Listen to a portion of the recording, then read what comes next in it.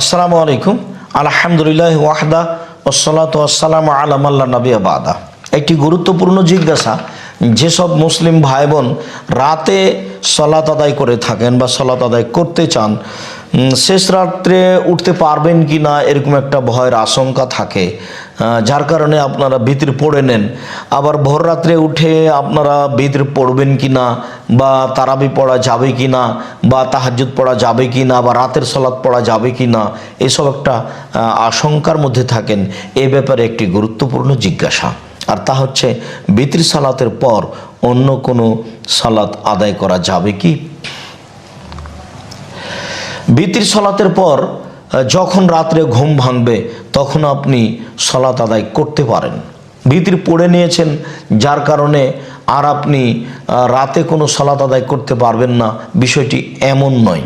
যদিও একাধিক সহিহ হাদিস দ্বারা প্রমাণিত হয় যে রাসূল সাল্লাল্লাহু আলাইহি সাল্লামের রাতের শেষ সালাত হচ্ছে বিতির। তবে তিনি বিতির পড়ার পরেও 2 রাকাত সালাত আদায় করেছেন, হাদিস সহিহ। অত্র সহিহ হাদিসে প্রমাণ হয় যে বিতির সালাতের পরেও মানুষ রাতে সালাত আদায় করতে পারে। দেখুন, সহিহ হাদিসটি হচ্ছে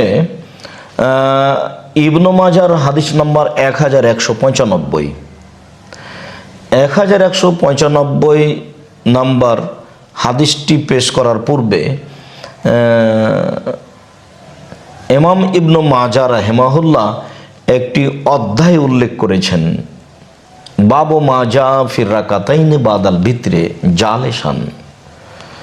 বিতরের পরে, বিতর সালাত আদায় করার পরে বসে 2 রাকাত সালাত। রাসূল সাল্লাল্লাহু আলাইহি সাল্লাম বিতর সালাত আদায় করার পরে রাতে 2 রাকাত সালাত আদায় করতেন, যদিও তিনি তা বসে করতেন। তবে যেটা আমরা প্রমাণ করতে চেয়েছি এই হাদিসের মাধ্যমে, সেটা হচ্ছে রাসূল সাল্লাল্লাহু আলাইহি সাল্লামের শেষ সালাত বিতর সালাত, এ কথা ঠিক। তবে তিনি বিতর সালাতের পরে সালাত আদায় করতেন, এ কথাও ঠিক, এবং হাদিসটি সহিহ। উম্মু সালামা রাদিয়াল্লাহু তাআলা আনহা বলেন, আন্নান নবিয়্য সাল্লাল্লাহু আলাইহি সাল্লাম কানা ইসাল্লি বাদাল বিতরি রাকাতাইনে খাফিফাতাইনে। রাসূল সাল্লাল্লাহু আলাইহি সাল্লাম বিতরের পরে হালকা করে 2 রাকাত সালাত আদায় করতেন, তখন তিনি বসা অবস্থায় 2 রাকাত সালাত আদায় করতেন। অত্র সহিহ হাদিস দ্বারা প্রমাণিত হয় যে রাসূল সাল্লাল্লাহু আলাইহি সাল্লাম বিতরের পরে সালাত আদায় করেছেন। মর্মে আমরা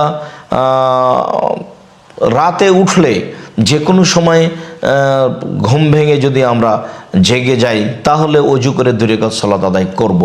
তখন আমরা রাতের ইবাদতকারীদের অন্তর্ভুক্ত হতে পারবো ইনশাআল্লাহ।